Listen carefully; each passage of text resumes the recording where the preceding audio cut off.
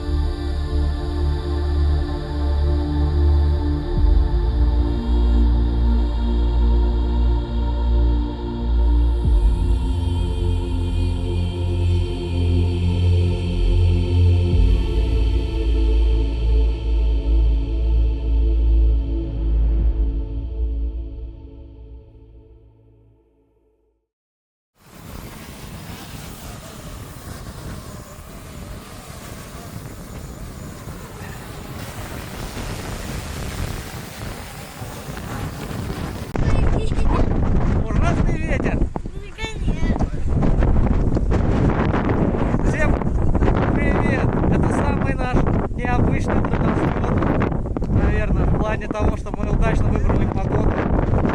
Виды красивые, ветер очень сильный. Один дрон мы уже посадили в поле. И я снимал, как его поднимают, и посадил и свой дрон тоже в поле. Вот. У нас по плану сегодня еще пикник, но есть нюанс.